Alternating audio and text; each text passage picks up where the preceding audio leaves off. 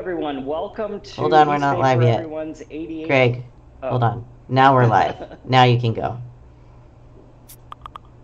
Hello, everyone. Welcome to East Bay for Everyone's AD18 Special Election Forum. We are very lucky to have most of the candidates represented, all of the ones that we want to hear from. And we're just very excited to have you. Ballots already out, so we wanted to get this to you as soon as we could. So really quickly, East Bay for Everyone, if you're not familiar, is a network of people fighting for the future of housing, transit, tenants' rights, and long-term planning in the East Bay. We say yes to more neighbors, more housing, more renter protections, better public transit, and better infrastructure in our backyards. So today we are joined by a number of candidates going for the special election seat of former Assembly Member Rob Bonta, who is a friend of East Bay for Everyone, now Attorney General. So we're joined by San Leandro School Board Member James Aguilar, San Leandro Vice Mayor Victor Aguilar, community organizer Nelsy Batista, who is a write-in candidate, if you're not familiar. Alameda School Board President Mia Bonta is represented by Rowena Brown today. Social justice lawyer Janani Ramachandran, I hope I said the last name right, and Alameda Vice Mayor Malia Vella. So this is a 1-hour moderated forum. And for all of you watching, the candidates will be going in random order, which has been randomly pre-selected. We will be using mute buttons, so when the candidates run out of time, they will be muted. So we're hoping that, I've been to a lot of debates, so we're hoping you'll stick to it. And then we will have 5 long-form questions, 2 rapid-fire questions, 1 audience-submitted question, and then we will take 1 or 2 questions from the YouTube live stream. So drop your questions in the comments. All right, so today, unfortunately, I will be switching to their first and last names now. Unfortunately, Mia Bonta wasn't able to join us, but we do have Rowena Brown, who will be doing an introduction for Mia before we switch to the long-form questions. So, Rowena, please. Good afternoon, everyone. My name is Rowena Brown, campaign manager for Assembly District 18 candidate and Alameda School Board President Mia Bonta. Mia is running for state assembly to give a voice to East Bay children and working families who have been left behind by the pandemic. Mia will fight for social, racial, environmental, and economic justice and seek structural change for communities that have been denied access to resources and the opportunity to thrive. After moving to the East Bay more than 20 years ago, Mia has worked for and led several nonprofit organizations focused on improving outcomes for low-income children. Mia will prioritize educational equity and ensure that nearly 50% of the state's budget goes towards education to ensure that our schools are recognized as essential hubs of support for children. Additionally, addressing homelessness is among her top priorities as someone who had to move 13 times in 16 years. Mia will prioritize affordable housing construction while protecting existing tenants from displacement and gentrification by protecting them from evictions and rent gouging. Mia has seen firsthand how the systems in our state, from education and criminal justice systems to healthcare and housing, often fail to provide for all Californians. Mia is ready to go to Sacramento to fight for all East Bay communities and ensure Californians of all backgrounds get a fair shot. Join us in building a better East Bay. You can learn more about. So sorry. I forgot to start the timer. You're like 10 seconds over. So sorry about it. We'll go next. Sorry. Well, thank you so much, Rowena. That was great. And I think Mia had a special occasion today. Send her our congratulations. Thank you very much. Will do. Thank you. Okay, and now we'll be switching to the candidates. And so this is we're doing it a little bit differently than other places. This isn't exactly an opening statement, but you can use it that way if you like. So this will be 90 seconds. You've just heard about East Bay for Everyone's principles and our goals, so you can use this 90 seconds to introduce yourself, and then we'd really like to hear, if you're in Sacramento, what legislation you would carry and what would be your legislative baby. So, to start, James.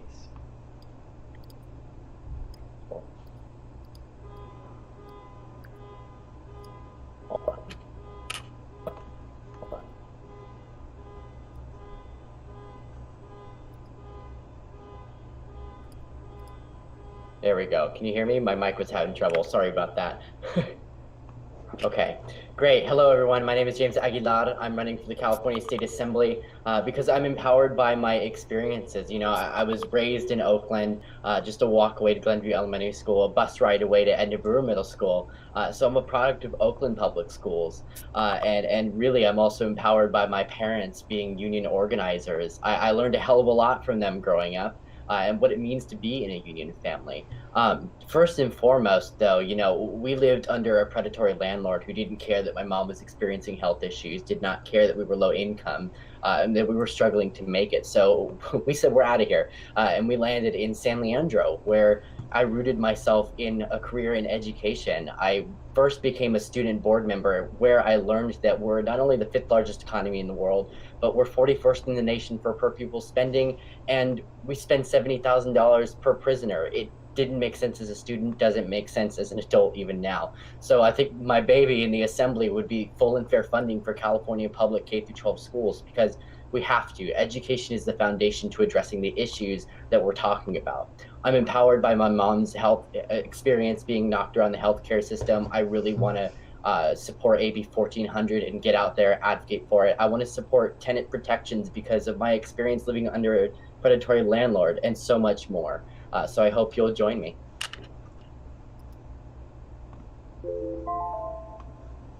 Yes, thank you so much. Great to hear about you. I think we're having a problem with the timer, but I'm pretty sure you kept under a minute and a half. So thank you so much. So next, Victor, let's hear about your baby as we see Malia has her cute one over there. So Victor, please.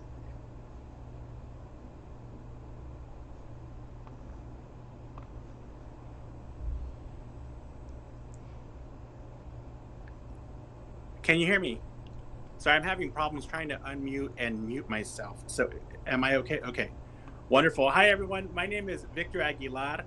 I am vice mayor, proud son of immigrants from Mexico, and the first openly gay person elected to the San Leandro City Council. I was also the first openly gay elected to the school board in San Leandro in 2016. I have dedicated my life to serving those most in need in my community. And today I'm running for the California State Assembly to fight for health care, housing, and justice for all Californians. We need universal single-payer health care with expanded mental health services and funding to keep our public hospitals open. We need safe and affordable housing for all. This includes strong statewide protections for renters and permanent housing for persons experiencing homelessness. And we need justice for all. This includes racial justice. We must confront and root out racism in law enforcement, the criminal justice system, and throughout society. Economic justice. We must provide free, universal preschool and other programs that enable parents to work and build pathways out of poverty. And climate and environmental justice. Climate change threatens all of us, but it's most damaging to communities of color and the economically disadvantaged. I would be a passionate and fearless champion for bold change, such as reinvesting in education, reimagining public safety, and fighting for higher wages. Changes that will make real positive impacts for the people of Oakland, Alameda, San Leandro, and our beautiful state of California. I will be honored to have your support and serve you in Sacramento. Thank you so much for this opportunity, East Bay for everyone, to be here, and happy Pride Month. Oh yes, happy Pride Month. This is a good panel for that. Just a reminder, we're having you introduce yourselves and telling us about your legislative baby. So, Nelsy. Oh yes, happy Pride Month. Just a reminder, we're having you introduce yourselves and telling us about your legislative baby. So, Nelsy. Okay. Hi, my name is Nelsy Batista. I'm a political and issue-based organizer, a proud single mom and daughter of a Cuban refugee and Puerto Rican mother born in the U.S., and have lived, continue to live among and fight for poor and working class families.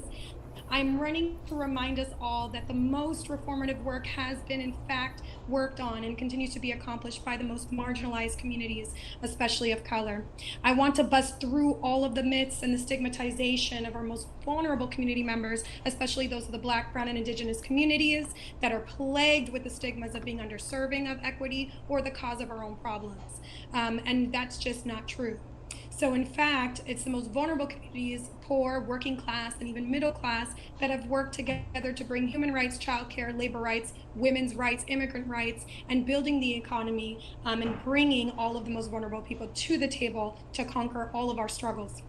These are the works and stories that I'm uplifting. I am running to show that even just the fraction of the work listed on my website was in fact done with little to no dollars, and that the education reform, health and human services reform, criminal justice reform, environmental reform, and overall budgetary reform were in fact feasible with little to no cost on the taxpayer, because they are reformative. And we have paved the way for a foundational rubric that can in fact be reformed.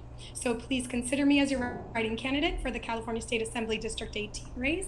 I will put the link to my website in the chat box if I can.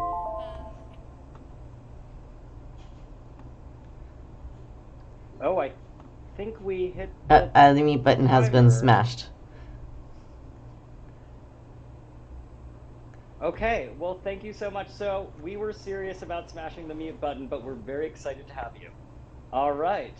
So, Janani, please. Hi, am I unmuted? All right, great.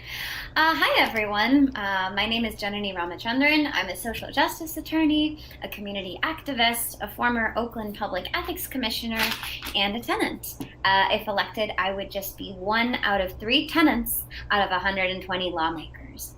And I'm excited to speak with all of you today because one of the main reasons I'm driven to run for this seat is not just saying having a California supermajority that says housing is a human right, but taking action to enact policies to actually make that a human right, which is why I'm fighting for a couple of specific policies that all constitute my baby. A true eviction moratorium, which, to note, ends 1 day after this special election. I'm fighting to repeal Costa-Hawkins and reform the Alice Act, which I was a part of a coalition to get introduced in this most recent legislative cycle, and want to get back on the table and get passed for good. And I'm fighting to build more housing to get closer to ARENA goals, particularly for our low-income and very low-income categories, which is so necessary in AD18. And doing so and getting there would include repealing Article 34 and getting back redevelopment dollars directed to local jurisdictions. I'm fighting to end racist redlining zoning policies and work towards the overall dream of 4 floors and corner stores, mixed use, mixed income buildings near transportation. I can't see the timer, but Okay. Oh, You were good. So you couldn't see the timer.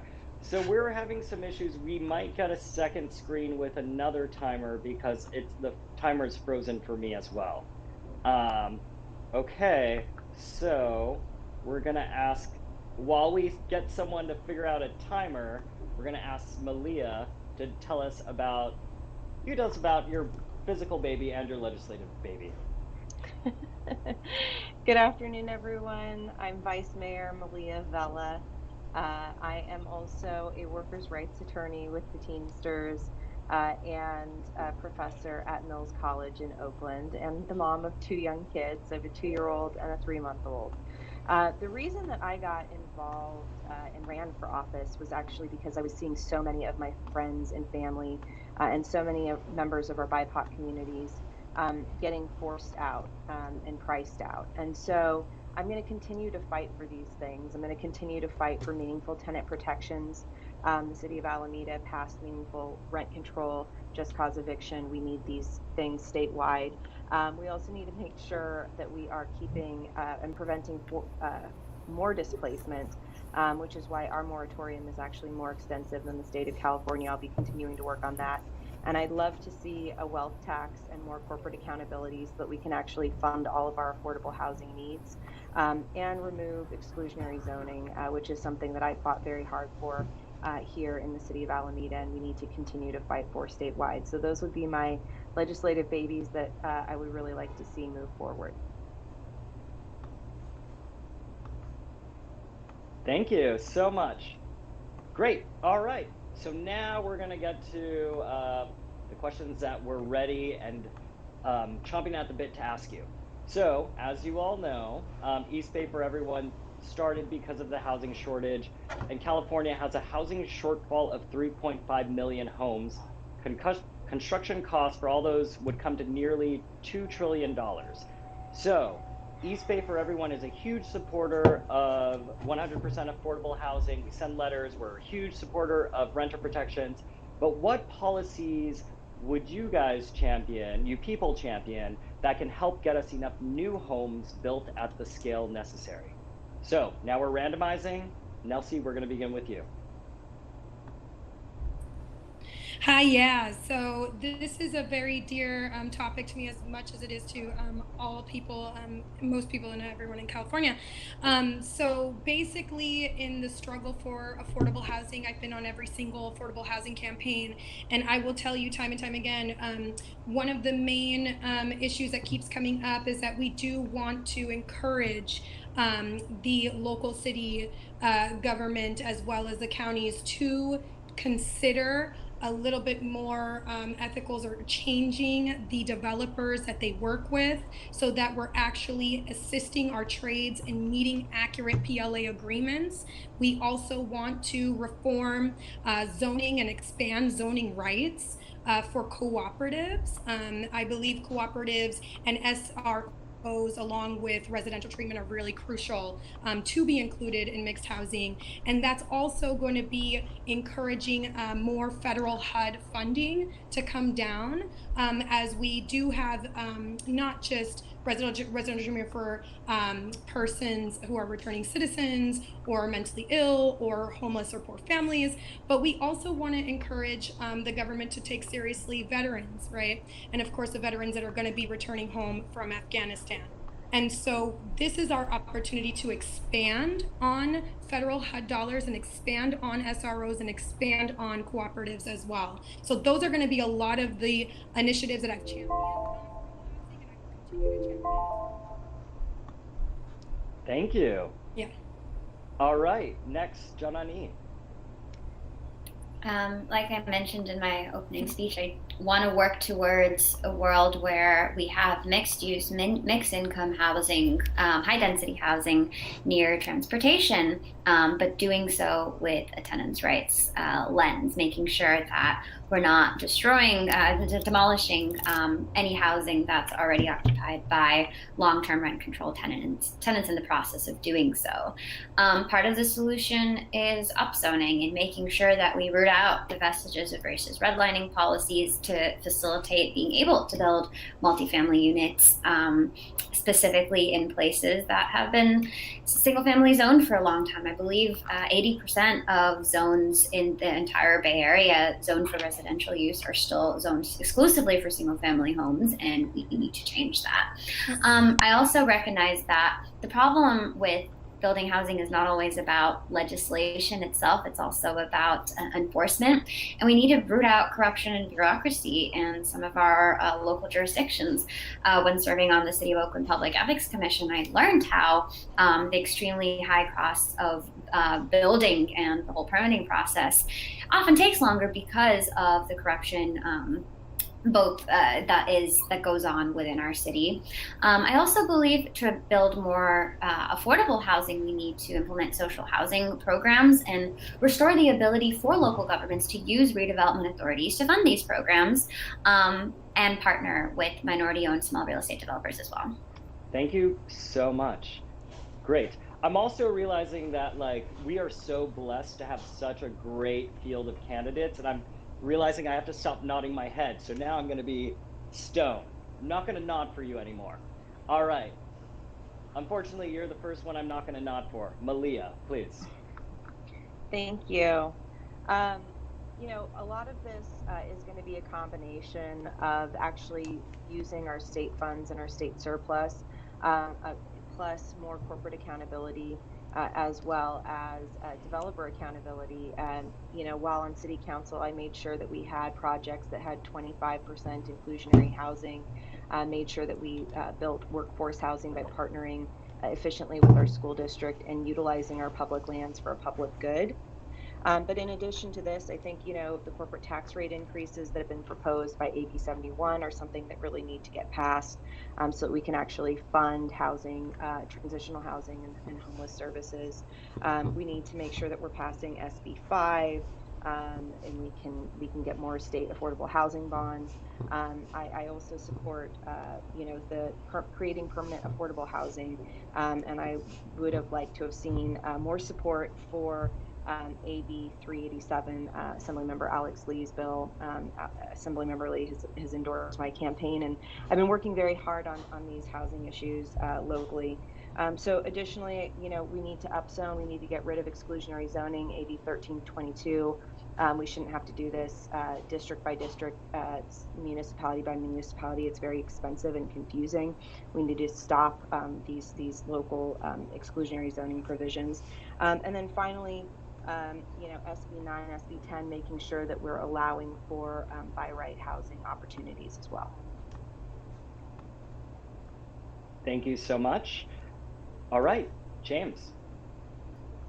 Yeah, I think especially with the Bay Area, you know, in regards to building, we've got nowhere else to go. We've got no more land to expand out to, so we've really got to think upward in what we can do to support high density, mixed use, and many different forms of transit oriented housing. And that's going to take many different policy initiatives in Sacramento. That's going to take supporting upzoning. That's going to take eliminating exclusionary zoning, and really a trend on redlining in the state of California that still exists despite people saying it's illegal, but it happens and it needs to stop.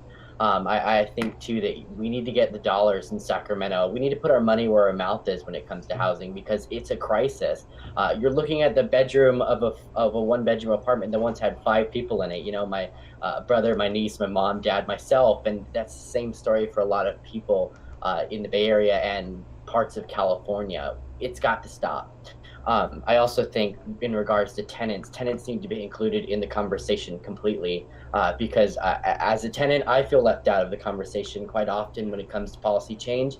I think that was evident with SB 50, you know, not enough tenant inclusion in the bill. But regardless, you know, fighting for ending Costa-Hawkins, ending the Ellis Act, because tenant protections are crucial, and making sure that we also in the equation uplift community-based services to help people get into affordable housing and have wraparound services.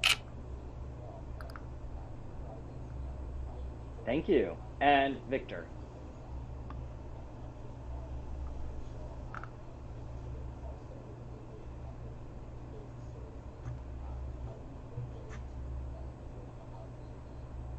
I don't Victor, have you're unmuting muted. right, so if someone has, Unmute yourself. if someone can unmute. It'll be at the bottom of your screen. The little you hear me? microphone. Yeah, there you are. Okay. Wonderful. Sorry, thank you for asking this question. I think too many of our East Bay neighbors have been forced out of their homes. We must strengthen renter protections and build more affordable transit-oriented housing and provide robust services to our homeless neighbors. We need to remove barriers to home ownership and curb displacement. I think, you know, Governor Newsom has this $12 billion policy, and we need to make sure that, you know, we're advocating at the state level to address that issue. We have a moratorium on eviction that is ending at the end of this month. We need to cancel the rent here in San Leandro. We push for, you know, working with Centro Legal de la Raza to help pay for, you know, our constituents to make sure that their rent's being paid. That's something that I've been a champion for, moratorium on eviction here in San Leandro. Yeah, I worked to pass tenant protections on our council. I have some success in some areas and still working on others. I would like to see more protection, including just cause for eviction protections and a rent increase cap below the area CAPI. I see myself as a champion of tenants' rights. I support stronger statewide protections. We need to limit inclusionary zoning projects here in San Leandro. What I've advocated for is inclusionary housing, and we've met our RENA numbers and surpassed affordable housing and building that here in our jurisdiction. But what I see with this market rate housing, it's modern day redlining. There are folks who would like to live in a nice building, and I think that there needs to be inclusionary housing so that we can all benefit from the locations of being in good school districts and what have you. So thank you so much. Thank you. So I think really hard not to nod with people. I'm learning to control myself, but this is East Bay for everyone, and we do really care about new housing, but we do care about renters. So I'm a renter. So our next question is, you all support repealing Costa-Hawkins and the Ellis Act, adding tenant protections as goals, and adding them as goals. So with the eviction crisis upcoming and needing renter protections into the future, so not just after COVID, but just in general, what would you do? What do you see as the path to the goal of protecting renters like me, and what work would you do in the legislature? So we're going to start with Janani this time. Am I muted? Sorry. One of the reasons I chose to get into this race was working with individuals who were being evicted during the pandemic because our statewide eviction moratorium did not protect them. Our state eviction moratorium ends the very day after the special election, and we need to immediately extend and expand this moratorium. I advocated for expanding AB18, and it was part of a coalition that tried to do that. Unfortunately, because of politics, none of those efforts were able to pull through an SB 91.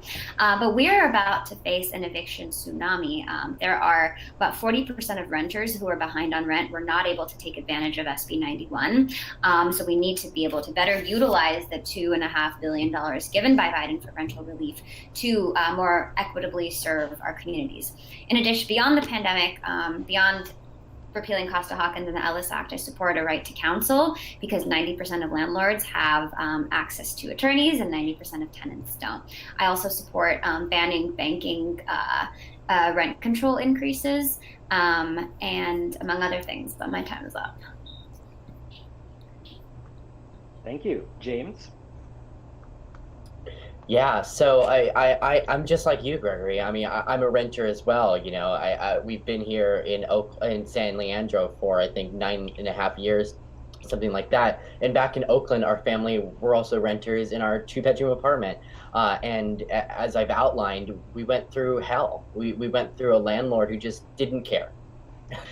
So I'm absolutely out there advocating for not only the repeal of the Ellis Act, but Costa-Hawkins. It's not an either-or deal. We've got to repeal both. And, the note on the eviction moratorium coming up, the ending of that, we need to really get bold and start talking about an indefinite eviction moratorium. Because if we're going to support the tenants of the state of California, then we're going to support them full stop. So making sure we have that in place while also providing the community services necessary to uplift our communities and make them feel not only accessible to the process of applying for housing, but to make sure that they feel welcomed too. Thank you. Thank you very much. Malia. We really need California to really follow the lead of many of the Bay Area jurisdictions like Berkeley, like Alameda, who are leading on tenant protections. This includes not just a right to legal counsel, but funding for legal counsel for tenants, rent registries that we can actually track vacancies and track rental increases, and so that we don't see landlords acting around and trying to find loopholes in the regulations. I supported both Prop 10 and Prop 21. We do need to repeal Costa-Hawkins, but we need the state to take more of a lead in that, and also make sure that we are taking care of everyone through the COVID-19 pandemic, making sure that rent relief is available in a culturally competent manner, utilizing our CBOs and the existing relationships so that folks are actually using the resources and benefiting from them. Thank you so much. Victor.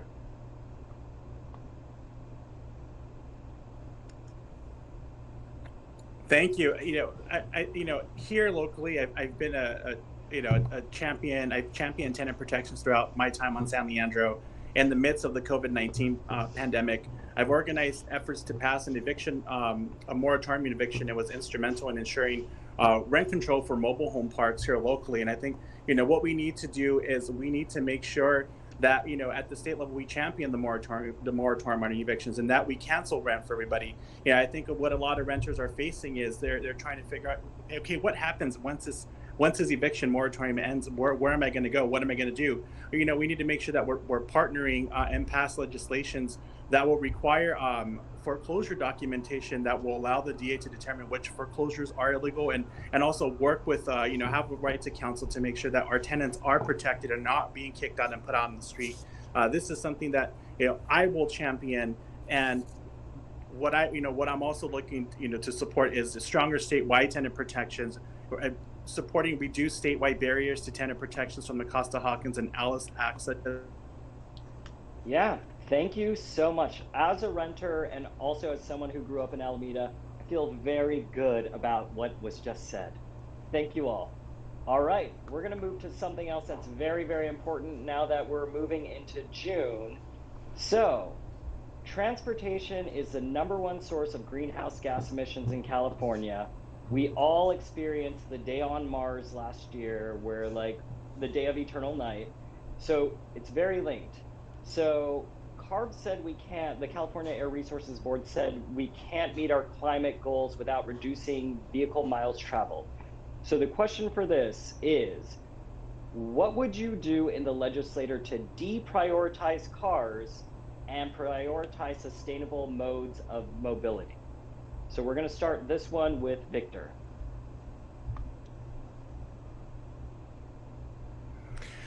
Thank you.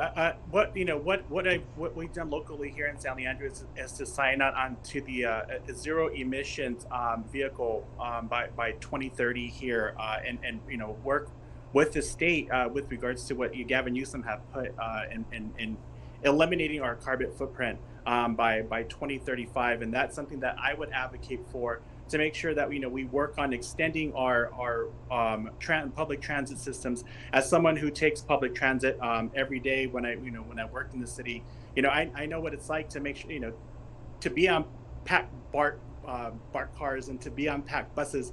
We need to make sure that we have rapid transit, and that we're also I signed out to make sure that we extend the bus lanes over the Bay Bridge, so that buses are not sitting in traffic, and that we have that accessible lane and can rely, and that our buses can be reliable, to make sure that we're going green and supporting the environment, but also to make sure that we have housing around public transit. This is something that Thank you so much. Yes, thank you. All right, we are going to move on now to James. Yeah, I mean, it's crucial to note that transit is inextricably linked to the climate crisis, in sense of mitigating the climate crisis. Transit has been a really big center of the work that I've done, not only on the school board, but in my many roles outside of that. I work for a local nonprofit called San Leandro 2050, where we actually work with the California Air Resources Board to get out to low-income communities and ask, what's going on? What are your priorities? But specifically with transit, we've got to uplift people to get up out their cars, get walking, and get using transit. That's going to take so much, and that's going to take an agency merger between all of the 27 transit agencies in the Bay Area. That's going to take recurring funding for infrastructure development and expansion. That's going to take supporting our transit workers. It's got to be a complete 360 in supporting transit and making sure that we're providing the funds necessary to do all of that, and while focusing on affordable, if not free, transit. Thank you. Malia, please. We know that almost 40% or over 40% of our greenhouse gas emissions are coming from the transit sector and transportation sector. We need to move away from fare box recovery, which really makes transit less accessible for our lower income communities, and has meant that we have not seen the expansion of things like BART, where we've made transit infrastructure very expensive and we are not actually funding it. So we need to make sure that our developer impact fees and all the people that are benefiting from our transit are actually investing in it. So, we also need to see fleet upgrades for our buses. We've started that, but not just in our high-income communities. We need to see them in all of our communities. And then making sure that as we are looking at our high opportunity zones, we're also expanding public transit there, because whenever we say we're only going to build by transit-oriented development, we're actually saying that we're not going to build in those high opportunity areas, which are using a lack of transit to get out of building their fair share.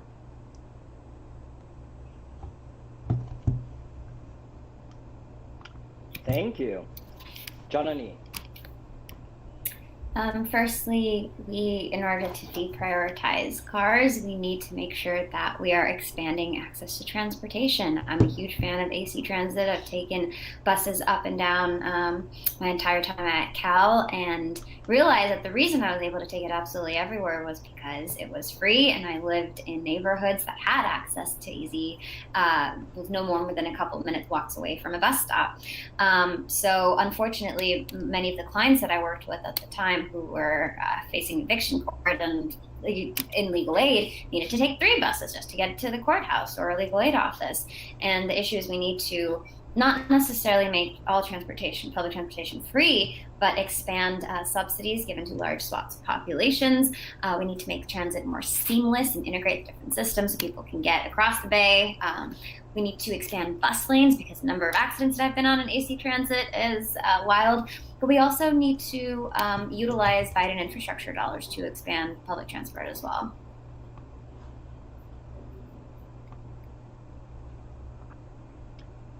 Thank you so much. And Nelsy, please. Yes, so I am actually currently pushing the bar with organizations like Sunrise on trying to get a more green infrastructure bill to include solar powered transit. And the reason why that is really important is because I've been working on transportation campaigns for years with AC Transit, with various other, including even with BART. And one of the main things that we could do is that we know that solar powered transit is actually a fraction of the cost of electrical. We know that it has the opportunity to become a feeder to the local community as well as to BART and to AC Transit when they want to roll out even solar powered buses, which we actually are fortunate to say that we're nearing that. With the Green New Deal Coalition, we're actually nearing that ability to do so. And of course, it will open up funds to be able to fund for more projects, including rebuilding the streets, reconstructing our streets, covering potholes, and of course, even into affordable housing, and also cutting the bills, the electrical bills for the street lights as well. So a lot of funds can go back into the city. Thank you. And community. All right, thank you so much, all of you. So I'm just going to let the people who are watching on YouTube know that the chat is on. So and comments were just turned on. So if you want to ask a question, we're gonna ask 2 audience questions. Feel free to drop it in the chat or drop it in the comments. So we're going to go to the last long form question that we prepared for you. This is 60 seconds. So obviously East Bay for Everyone, we've talked about building new housing, renter protections, we talked about climate and transportation. So another issue that's very important to us is social equity. So an issue that East Bay for Everyone has championed over the past few years has been getting armed police out of traffic safety enforcement. Do you support the movement to depolice traffic enforcement? And what actions do you want the legislature to take in order to ensure safe streets without depending on armed police? All right, hope you're ready for it. Malia. I think that there's a few different ways of doing it. Certainly, David Chu had his legislation, or has his legislation that would use technology to address traffic concerns. There have been a number of critiques of that legislation that led to some meaningful amendments to make sure that their privacy concerns are addressed. But there's still continued issues relative to the bias behind the technology. So I think some of the things is also just allowing for us to lower speed limits. There's a number of things we can also do to, make our streets safer relative to road diets and things like that, that just by design are going to slow people down and therefore make our streets safer. So I support things like that. I also support having non-armed officers and non-sworn officers engaged in doing traffic enforcement in areas where we need it. Thank you. And next is, next was someone who dropped off who will return. So instead, next will be Nelsy.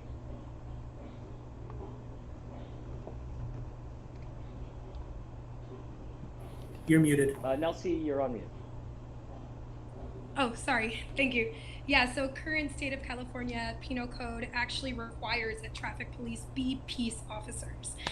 So this is something that we're not seeing, right? Even BART police is supposed to be peace officers as well.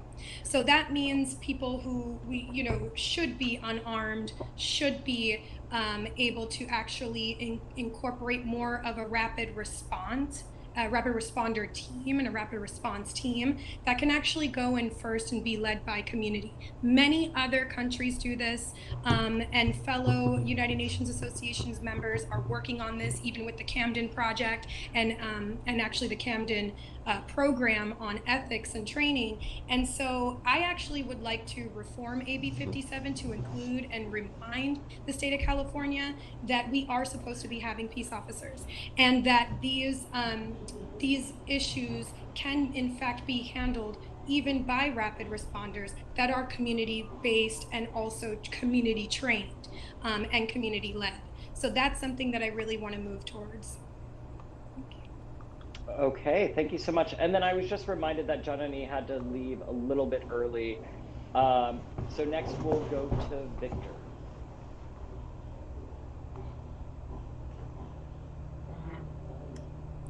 Thank you so much for asking this question. I think what we've been doing locally here in San Leandro is making sure that we're working on road diets to make sure that there is equity, that we're slowing down traffic here in the city and not forcing on giving tickets to people. I think there are a lot of folks who are targeted, especially those on the lower income bracket, who are being targeted and are being issued these tickets that a lot of us can't afford. If I run a red light, it's a $500 ticket. That's something that I've been advocating for change, to make sure that we give subsidies to those folks who can't afford these, but also making sure that working with our community, our police department, to reimagine what public safety looks like, and how we go out and police our streets. I think we need to police with compassion and work closely with the community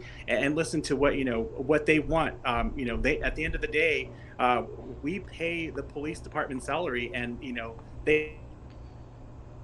Thank you so much. We have active mute button followers. All right, so I'm looking at the time now, and to respect everyone's time and the people who are viewing, I'm going to skip over our rapid fire questions. So you're lucky we're not going to ask if you rent, own, or own rental property or use public transit. Although I'm seeing the faces. All right, let's do it. Let's do rapid fire. All right, so unmute yourselves. All right. First question, do you own, rent, or have rental property, and do you use public transportation? Pre-COVID answers are okay. Let's start with Nelsy. Yes, so I am currently a renter, proud renter and single parent, still living in community poor working class community that is highly dependent on public transit, and also just. All right, rapid fire. We gotta go. Sorry. Fast. All right, so James. I do not own rental property. I am a renter, have been for as long as I can know. So is my family. And I also use public transportation almost every single day, bar AC Transit. Perfect. Victor. Thank you. I've been a renter for 12 years. My husband and I were fortunate enough to purchase our own home here in San Leandro. I do take BART AC Transit in Muni, and I am not a landlord. All right, Malia. I don't own any rental property. I was a renter for many, many years, just bought my first home.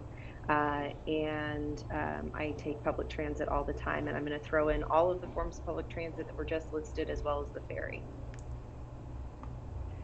Great. And also, we just want to say, East Bay for Everyone is a mix of homeowners and renters. My parents are homeowners. Homeowners are nice people. One day I hope to be a homeowner. So that's why we created East Bay for Everyone, because we can't afford anything. Speaking of which, so this is an audience question that was submitted after we sent out the announcement for the forum. So this is going to be personal to someone. So, all right, the question is, my wife and I cannot afford to move out of our small rent-controlled apartment where we live with our young son, despite the fact that we both have master's degrees and earn above median incomes. She's a public school teacher and I work at a local nonprofit. What will you do to change local laws in our communities that hinder the building of new multifamily housing? I believe these laws have harmed my family and they prevent me from achieving the California dream of home ownership, which was available to my working class parents, even with modest incomes and a lack of educational opportunities. So that is actually basically what we just said. This is how I feel. James, please let us know how you're going to get us a home. Yeah, I mean, our family is in pretty much the same position, you know. I mean, we're a low-income family. We would absolutely love to own a home. I mean, me, myself, I'd love to own a home one day, but we know we can't afford it. We can't afford anything, damn it, and it's frustrating. And so I think to empower, municipalities, our cities and our counties to build more affordable housing and to really get people into, the houses that they need and want, we need to support, I'm going to bring it up again, but we need to support upzoning and eliminating exclusionary zoning, but we also need to support and get creative with ADUs, which I think are going to be the future of the conversation with housing. I think living in the Bay Area with an interesting relationship with single family zoning, that's going to be really important and crucial in supporting those who want to move into homes and really uplift them to move into their own. So yeah, those are just some of the things that I would love to do in the assembly.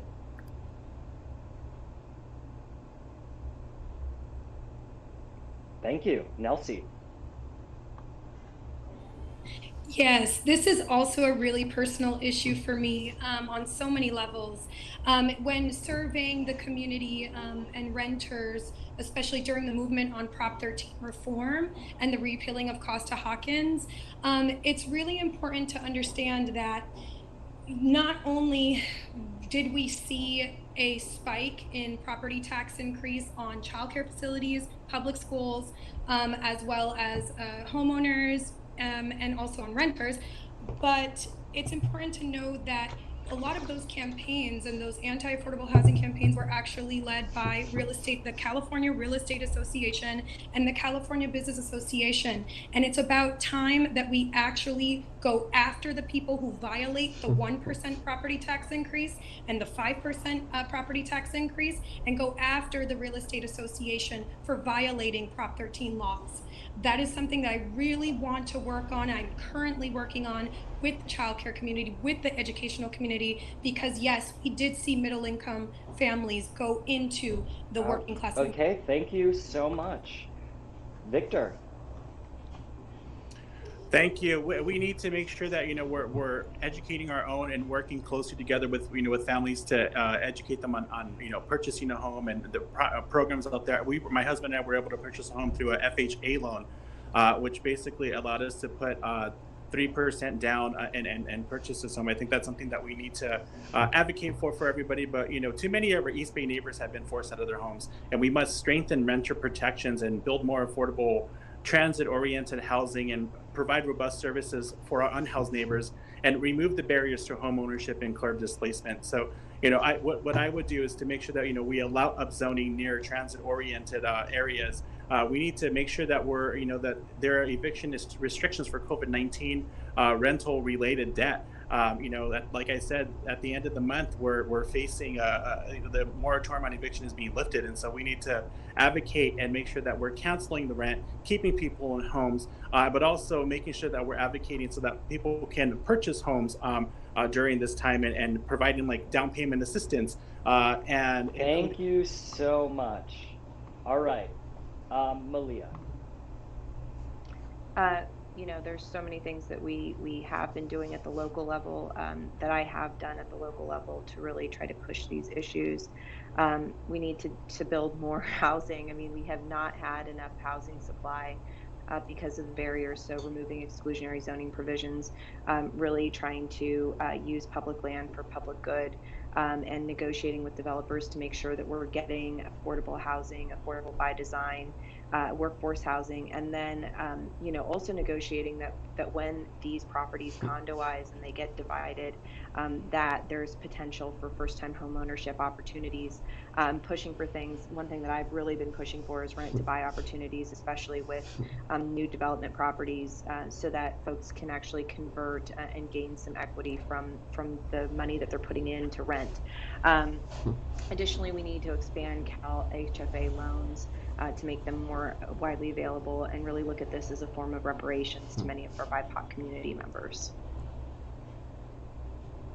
All right, I'm just going to say I'm very encouraged by listening to all of you. And I think as someone who grew up in Alameda, go Jets and Snell High, I'm very, very excited with you all. And I think just to close, we're going to turn this to a 30-second closing. Sorry, you won't have closing statements, but this is very much in line. This is an audience question on YouTube.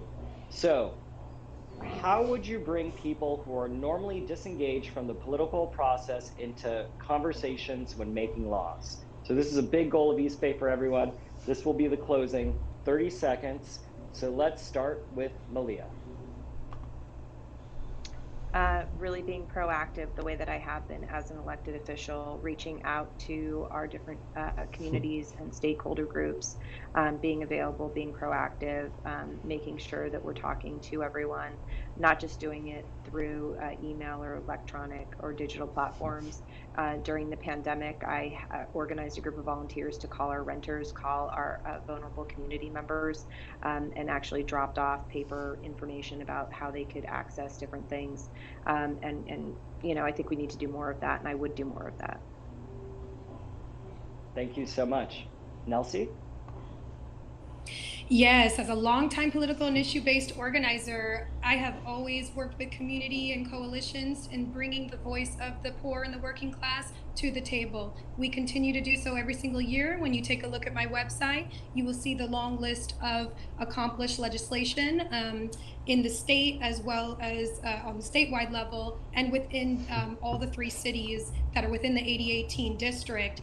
And that's just a fraction of the work that was accomplished, and it was accomplished by poor and working class families. So I want to bust through the myths and remind everyone that the economy is in fact— Thank you so much. Thank you. Victor. Thank you. I think local interpersonal outreach is the single most effective way to bring about lasting change. This approach to outreach may seem daunting or simply impractical, but grassroots efforts beyond the 2020 cycle must fill the substantial void left by traditional field organizing and apply the techniques of hyper-localized and personalized targeting awards towards dynamics digital organizing.